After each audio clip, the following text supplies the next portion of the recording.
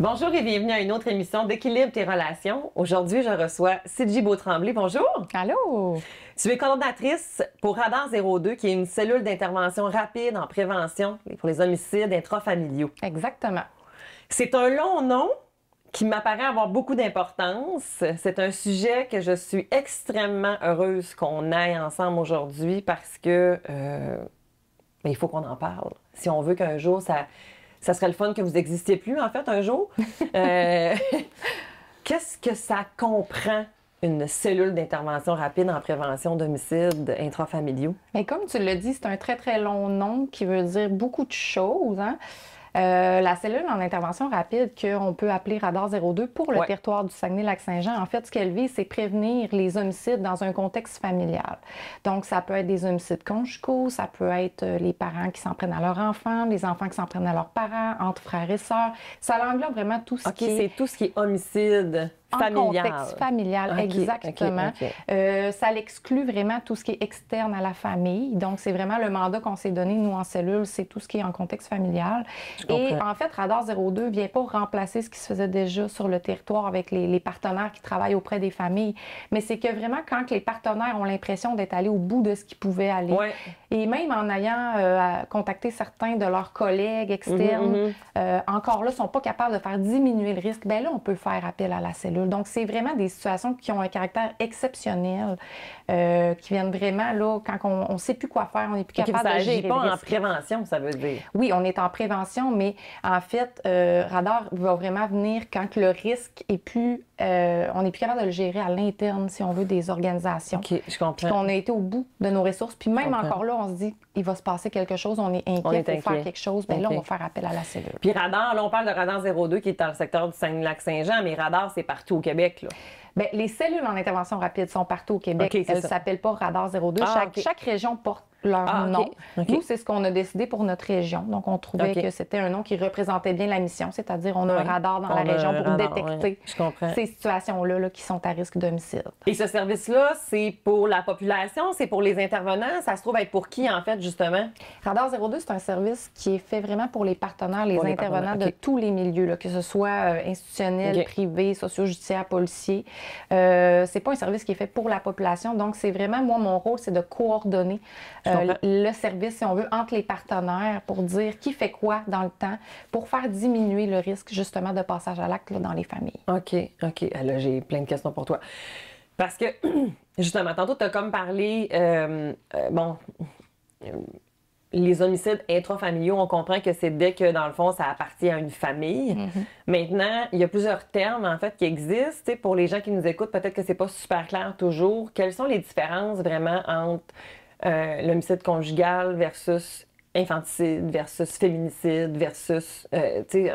peux-tu nous faire un peu comme de ménage là-dedans? Il y a beaucoup de... il y a quelques typologies, si on veut, dans le contexte des homicides intrafamiliaux. Celui qu'on connaît le plus, c'est celui qu'on entend dans les médias comme étant appelé un féminicide. Nous, on va parler d'homicide conjugal. Un féminicide, c'est tuer une femme parce qu'elle est femme, tandis qu'un homicide conjugal, ça va être de tuer sa femme ou son conjoint, parce que des femmes qui commettent l'homicide, ça existe. Ça existe aussi. C'est une très petite proportion. C'est souvent homme auteur de violence, femme victime.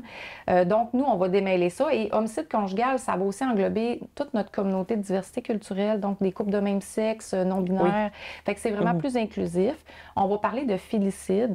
Félicide, c'est ce qu'on pourrait entendre comme étant un infanticide. Mais un infanticide, par définition, c'est tuer un enfant parce qu'il est un enfant, comme on le fait dans d'autres pays, tuer un enfant pour son sexe. Je comprends. Tandis qu'ici, on va aller tuer son enfant. Oui, je comprends. Donc ça, c'est... Pas parce qu'il est enfant, parce qu'il y a une... Il y a différents contextes dans le félicide, exactement. Donc, c'est les parents qui vont s'en prendre à leur enfant. On va parler de parricide. Le parricide, c'est les enfants, souvent majeurs, qui vont s'en prendre à leurs parents. On va parler de familicide. Ça, c'est toute la famille qui est tué à ce moment-là. C'est quand même plus rare, mais on en a un par année au Québec, des fois pas. Et on va parler de fratricide, donc c'est la fratrie. OK. Mais par rapport à la familicide, en fait, il me vient en tête comme le cas de Guy Turcotte, en fait. Guy Turcotte est un félicide parce que lui, il a tué ses enfants. Mais l'ex-conjointe n'a pas été tuée. Donc, c'est félicide. Ça serait un contexte où est-ce que je tue mes enfants, ma conjointe et moi par la suite. Avec suicide ou pas, parce que là, on mélange des concepts. Dans l'homicide intrafamilial, il va y avoir ce qu'on appelle un homicide-suicide. Donc, c'est un événement où il va y avoir homicide et suivi immédiatement après par le suicide de la personne auteur. Je comprends. Ce qui n'est clairement pas tout le temps le cas. Là. Exactement. Parfois, il n'y a pas de suicide, mais quand souvent la conjointe et les enfants vont être tués, on va parler d'un familicide. OK, je comprends. Ça ressemble à quoi comme réalité? Est-ce que c'est si présent? Est-ce que c'est en augmentation, en diminution? Qu'est-ce que vous observez, justement? C'est une bonne question parce que c'est beaucoup plus médiatisé qu'avant. Donc, je pense que peut-être à tort, on peut penser qu'il y en a plus qu'avant. Je comprends. Par contre, quand on regarde les recherches des années 70 jusqu'à aujourd'hui, il y a une très, très grande diminution. Donc, on parle dans les années 70, il y avait 0,8 homicides par 100 000 habitants. Aujourd'hui, on est à 0,2. Donc là, ça s'explique par le statut de la femme, son autonomie, milieu du travail, l'éducation, toutes les ressources aussi qui ont vu le jour, donc les maisons d'hébergement dans les années 70-80, suivi des services pour auteurs de violence, toute la prévention. Aujourd'hui, on en parle beaucoup plus. C'est un sujet qui est beaucoup moins tabou. Ça l'explique la diminution. Dans les dernières recherches du ministère de la Sécurité publique, en fait, sur tous les homicides au Québec comptabilisés annuellement, les homicides en contexte familiaux représentaient environ 29,5 %. Donc, on parle à peu près du tiers des homicides au Québec qui sont faits à l'intérieur d'une famille. Donc, c'est une très grande proportion. Ça aussi, on peut peut-être penser à tort que ça se passe toujours ailleurs, hein? Les homicides, là, les gangs criminalisés, tout ça. Mais non, c'est quand même un 30 % qui appartient à cette catégorie-là. 30 % ça demeure quand même important, je trouve, comme... Oui, c'est une très grande proportion. Puis c'est une bonne chose qu'au Québec, maintenant, on s'occupe justement de cette prévention-là. Vraiment. Parce que, tu sais, si on recule dans les années 70, on n'en parlait pas, puis ça se passait vraiment dans les familles, c'était pas l'affaire de la société. Et là, c'est à partir, je dirais, du milieu des années 80 qu'il y a des chercheurs qui ont commencé à s'intéresser à cette problématique-là, à se poser la question, est-ce que c'est prévisible, un homicide intrafamilial, ou c'est quelque chose d'impulsif, de spontané? Donc, c'est les recherches là, qui sont mis à avancer là-dessus pour... Mais là, ça, c'est une excellente question, parce que c'est un mythe aussi, en fait. Des fois, on va dire comme... on dirait que je pense comme dans les médias, que le fameux voisin, on n'a rien vu venir, tu sais, c'est tellement médiatisé, c'est tellement, je trouve, des fois, un peu agrandi là, comme façon de faire. Qu'est-ce que tu en penses? Est-ce que c'est un mythe ou c'est une réalité? C'est vraiment impulsif ou c'est plutôt préventif? C'est plutôt prémédité, en fait? J'ai envie de faire du pouce sur ce que tu dis, parce que quand on entend ça dans les médias, là, on entend une maman qui a noyé ses 2 enfants. Comme nous, comme citoyens, on se dit, mon Dieu, c'est comment on arrive à poser ce geste-là? Était déconnecté de la réalité, était en consommation, c'était impulsif, un coup de tête. Bon, tu sais, on peut se poser la question. Puis en fait, ce que les chercheurs ont réussi à démontrer, c'est que la plupart des homicides, c'est sûr que le 100% n'existe pas, mais la plupart des homicides sont planifiés. Donc, c'est des choses qui vont se construire avec le temps, un peu comme les idées suicidaires. On aime bien faire le parallèle. Hein? Ça devient la seule solution à ma souffrance. Je ne vois pas d'autre avenue que de poser ce geste. C'est ça, le taux stresseur, là, en fait, c'est vraiment ça. Là, exactement. En fait. Et ça, c'est une bonne nouvelle pour nous, en fait, pour les partenaires, les intervenants de la région. Ben oui, on peut agir. Exact. Il y a des signes avant-coureurs. On est capable de voir des choses se préparer. Et c'est là que nous, avec Radar, on est allé former les partenaires, les intervenants pour être capables de lever les petits drapeaux rouges, dire, moi, je pense que dans cette situation-là, il y a un risque homicide qui est en train de se préparer. Donc, on va la surveiller, puis on va l'évaluer et on va justement poser des actions pour aller déconstruire ces idées-là. Oh mon Dieu, ça m'intéresse. J'ai vraiment le goût que tu nous en donnes un peu plus. Mais avant, j'ai envie que tu me parles. Est-ce que vous voyez aussi une différence? Parce que ça aussi, je pense que c'est peut-être un mythe. Qu'il y a plus d'homicides, justement, dans la communauté, par exemple, LGBT, Q+, Premières Nations, immigration. Est-ce que vous constatez, est-ce que la recherche nous a permis d'amener de la lumière sur ça? Qu'en est-il? Bien, malheureusement, les chercheurs n'ont pas isolé ces groupes-là spécifiquement. Par contre, dans les statistiques, ce qu'on voit avec la diversité culturelle et la diversité sexuelle et de genre, c'est qu'il n'y a pas plus, pas moins d'homicides qui sont faits par ces groupes-là. Donc, si sur la population du Québec, il y a un 20 % qui appartient à l'immigration, bien, ça va représenter ce même nombre-là dans les homicides. Ce qu'on comprend, c'est que les facteurs de risque sont sensiblement les mêmes. Cependant, il y a tout l'aspect religion, l'aspect culturel qui leur appartient, le fait que parfois, dans certaines cultures, la femme ne peut pas quitter, bon, tout ça, les barrières de langue, la méconnaissance des services. Donc, ça vient ça peut être des facteurs précipitants. Exact. Ça vient aggraver, si on veut, notre pouvoir d'action. Okay. Même chose pour les communautés diversité de genre et de sexe. Par contre, au niveau des Premières Nations, ce que les recherches démontrent, c'est que les femmes qui sont issues des Premières Nations ont 7 fois plus de risque d'être victimes d'un homicide par leur conjoint qu'une allochtone. Et ça s'explique par plusieurs facteurs. Bon, tous les traumas qu'ils peuvent traîner. Le trauma transgénérationnel, bien sûr, c'est ça que je pensais aussi. Là. Tout à fait. Et aussi le fait que dans plusieurs communautés, bon, mais ils sont isolés. Bon, c'est ça. Puis la proximité des auteurs de violence, tout ça. C'est ce qu'on voit dans les recherches. Là. OK. Là, tu parles depuis tantôt des facteurs de risque, justement. C'est quoi? Mettons que je comprends que Radar, c'est fait pour les intervenants. Mais monsieur, je suis monsieur, madame, tout le monde. C'est mon beau-frère, c'est ma belle-sœur, c'est mon enseignante. Je sais, moi, peu importe. En fait, c'est quoi les facteurs de risque qui peut peut-être amener une personne à dire « Hey, attends un petit peu, peut-être qu'on devrait aller consulter pour aller chercher de l'aide. » Bien, moi, je pense que pour la population, on ne parlera pas nécessairement de facteurs de risque. Tantôt, tu disais le voisin qui n'a rien vu aller. Mais pour les proches, ils voient toujours des choses aller, ils sont toujours inquiets. C'est souvent ces personnes-là qui vont dire « Ah, ben je le savais que ça allait arriver » ou « Je voyais des choses ». Moi, ce que je suggère à ces gens-là, c'est d'aller voir des organismes spécialisés. Il y en a beaucoup. Vous pouvez faire appel aux maisons d'hébergement. Il y a des suivis en externe. Ils vont vous aider. On a beaucoup d'organismes pour auteurs de violence. Il y a des centres de femmes. Écoutez, je pourrais vous en nommer toute l'avant-midi. Allez cogner aux portes, demander de l'aide, même si ce n'est pas votre situation, puis c'est un proche. Allez demander de l'aide, ils vont vous soutenir là-dedans. Puis moi, je pense que tant qu'on a un service dans une famille, ben, on a un pouvoir d'action. Hein? Il y en a quelqu'un qui est capable d'évaluer, puis d'aider, puis de poser des actions là, pour éviter les drames. Absolument. Et à ce moment-là, si on est justement plus comme en posture d'intervenant, c'est quoi justement qu'est-ce qui peut nous indiquer que peut-être que là, j'ai besoin...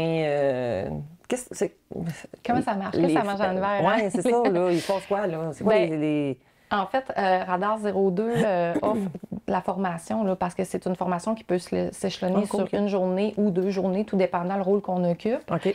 Fait que, c'est sûr que c'est difficile à résumer en 10 minutes, mais ces intervenants-là vont suivre cette formation-là qui est offerte par Radar 02 pour justement avoir un outil qui va les aider dans leur prise de décision, qui vont être capables d'identifier certains facteurs de risque. Qu'est-ce qu'on peut voir?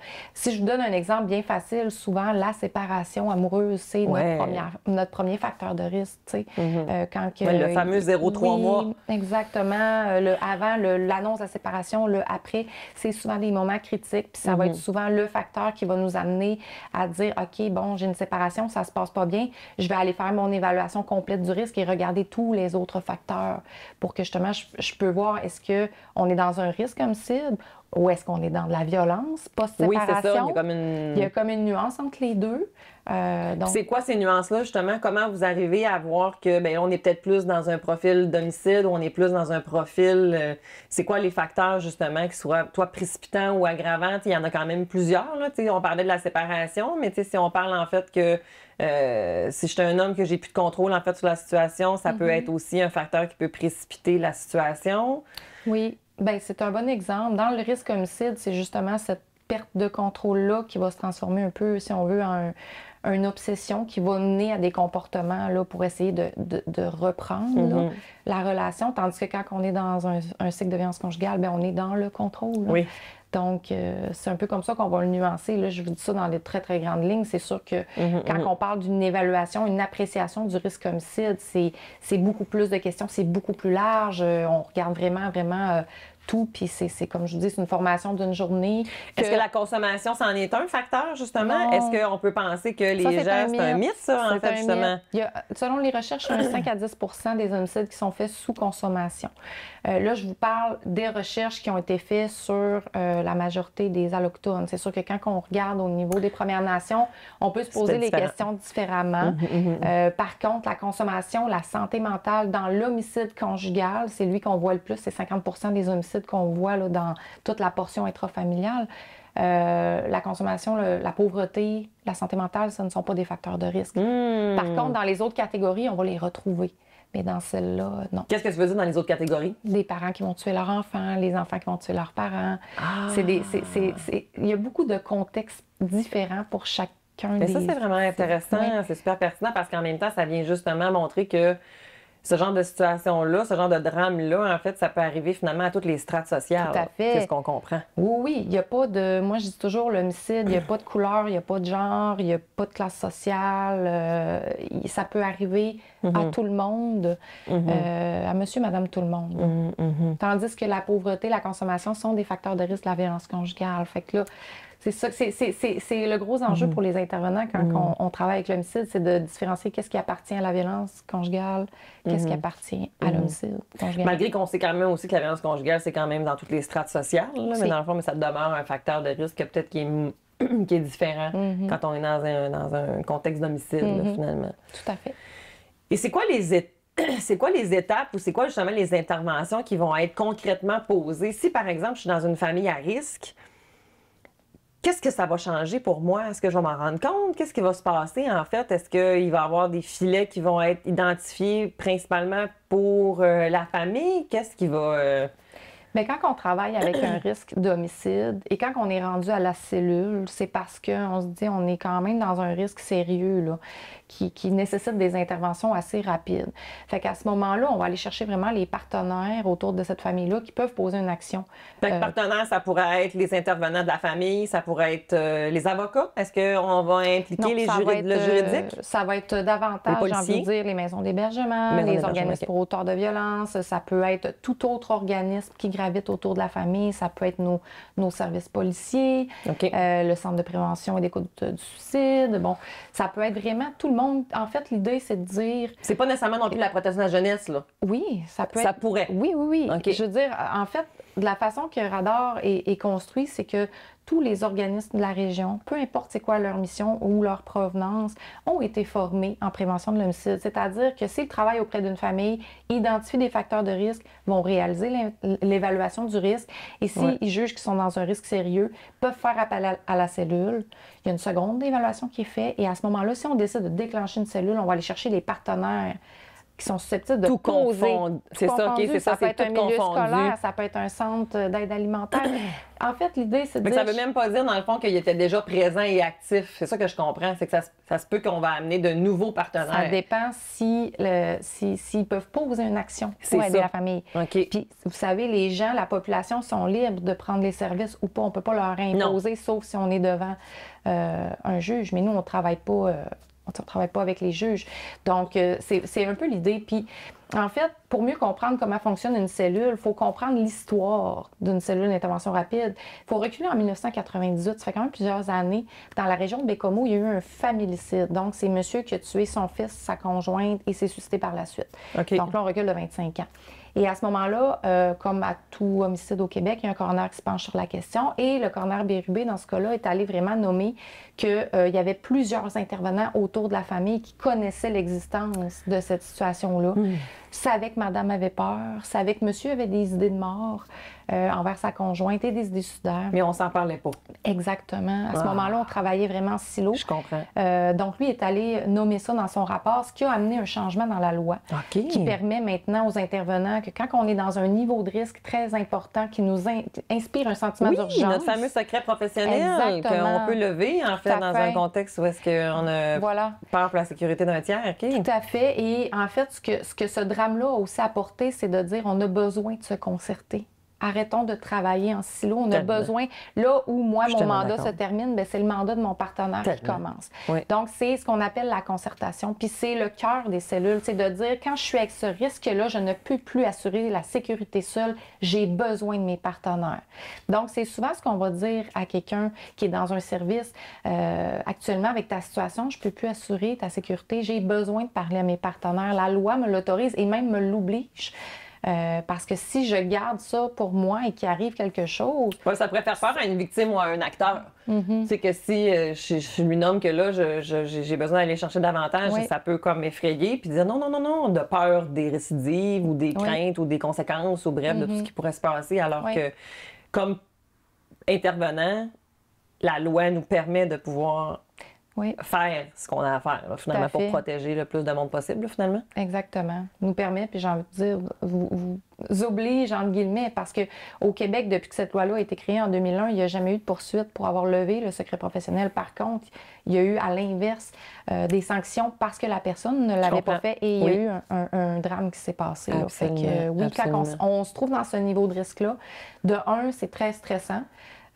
Autant pour les victimes que la famille que l'intervenant. Donc, il ne faut pas rester seul avec cette gestion-là. Puis c'est pour ça qu'on parle de concertation. Moi, j'y crois très fort. Puis c'est le cœur des cellules, de dire on est tellement dans un niveau de risque qu'on va se concerter ensemble, on va partager le risque ensemble. Mais ce que je comprends, dans le fond, c'est que, mettons que j'en suis une intervenante, là, en fait, dans la vie. Fait que, mettons que je serais dans une situation où est-ce que, justement, j'ai l'impression que je suis allée au bout et que là, j'ai besoin... Bien, je pourrais communiquer avec Radar ou si je suis ailleurs dans le Québec, tu communiques avec la cellule de ton secteur. Et à ce moment-là, tu vas être en mesure de me dire, attends un petit peu, est-ce que ça a été fait? Puis là, après ça, de me diriger s'il y a d'autres choses à faire ou de faire comme, oui, OK, c'est beau, on part une cellule. C'est exactement, c'est extrêmement bien résumé. Des fois, il y a des actions à l'interne qui vont être faites. D'autres fois, ça va être de dire, bien, peut-être que si tu appelles ce partenaire ou ce partenaire, ensemble, vous êtes capable de diminuer le risque. Vous n'avez pas besoin de la cellule. Exactement. Puis dans certains moments, on va se dire, on a besoin d'aller plus loin. Oui. Mais ça, je trouve ça tellement sécurisant aussi pour les... Mais autant pour la population, en fait, que pour les intervenants, parce que souvent, dans une situation, tu as un suivi. En tout cas, je te le souhaite. Puis l'intervenant, après, oui, on a à se questionner sur, là, est-ce que j'ai atteint des limites ou pas, là, en fait. Là. Tout à fait. Vraiment. Tellement important, mon Dieu. À travers le reste du Québec, comment on fait? Parce que là, on est au Saguenay-Lac-Saint-Jean, je cherche sur Google radar02.com puis je vais trouver quelque chose, ou .ca. Oui. Mais le reste du Québec, comment je fais pour trouver ce genre de ressources-là? Bien, en fait, cellules d'intervention? Oui. Il y a des cellules d'intervention rapide partout, dans chacune des régions du Québec. Chaque région porte sa couleur. Hein. C'est vraiment... il y en a qui ont des sites Internet, il y en a qui n'en ont pas. Est-ce que le 811 peut être une porte d'accès rapide? Oui, tout à fait. Super. Oui. Tout partenaire de la région peut être une porte d'accès. Peu importe, vous allez cogner dans une maison de la famille parce que vous avez un bébé tout neuf, ça peut être une porte d'accès. Fait que vraiment, nous, on y a été de cette façon-là. Comment trouver les coordonnées? Moi, je présume que si vous appelez les partenaires, les organismes de la région où vous êtes, ils connaissent l'existence de la cellule. Le 811, c'est ça que je me dis. Le 811, j'ai besoin de parler avec une cellule de crise. Peux-tu m'orienter? Je présume qu'ils vont être en mesure de pouvoir me diriger, justement, en fait. Oui, tout à fait. Absolument. Écoute, on s'en va quand même déjà un peu vers la fin, puis je me demande si, est-ce que de ton côté, tu dis là, ça, on n'en a pas encore parlé, puis ce serait vraiment pertinent, Cynthia, là, qu'on adresse ce sujet-là. Là. Bien, c'est vraiment Radar 02, c'est un service qui est là pour les partenaires. C'est ça qui est important. On dessert la population, mais c'est quelque chose les partenaires. Oui, qui est là pour soutenir les partenaires dans cette gestion du risque-là. Absolument. Radar, en fait, ça existe depuis avril 2022, donc ça va faire bientôt 3 ans. Ici, au Saguenay, au Saguenay-Lac-Saint-Jean. Comme tu disais, ça fait beaucoup plus longtemps que ça que ça existe. 98, c'est la région de Laval qui a initié la première cellule. Après ça, en 2010, il y a eu d'autres modèles qui se sont créés. Puis là, plus les années avançaient, plus il y a des modèles qui ont vu le jour. Et là, ce qu'on voyait, c'est des coronaires qui disaient dans leur rapport, ça prend des cellules partout au Québec parce que ça fonctionne. Donc, on a eu un financement en 2021. Qui vient du secrétariat de la Transition féminine. Ça fait quand? C'est mon Dieu. Bien, c'est correct. Sachez que le Québec est la seule. On en a une maintenant. Puis le Québec est la seule province canadienne, et j'ai envie de vous dire, dans le monde qui s'est prévalu de ce style d'intervention-là, de concertation. Donc, faut souligner ce qui va bien aussi, pas juste ce qui va mal. Donc, tu sais, là, on inspire plusieurs pays, là, notamment en Europe, là, qui viennent voir un peu qu'est-ce qu'on fait pour tenter de le reproduire. Donc, oui, il faut se féliciter. Puis moi, je pense qu'il faut aussi féliciter les partenaires en 98, en 2010, 2012, 2014, qui, sans même financement, ont créé les cellules de par leur propre initiative. Pour justement aller mieux se concerter. Puis ça a donné lieu à ce qu'on connaît aujourd'hui.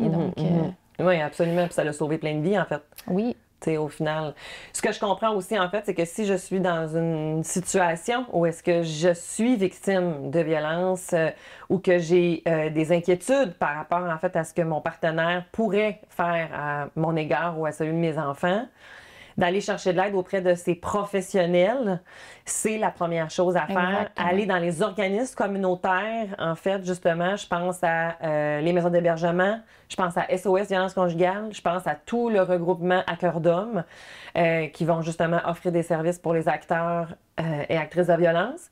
Et si je suis un professionnel, bien là, à ce moment-là, c'est de pouvoir contacter Radar si on a l'impression que justement, on est venu au bout des capacités de pouvoir offrir ces fameux filets de sécurité, en fait, pour assurer que tout le monde reçoive les services puis soit en sécurité. Qu'il n'y ait pas de passage à l'acte.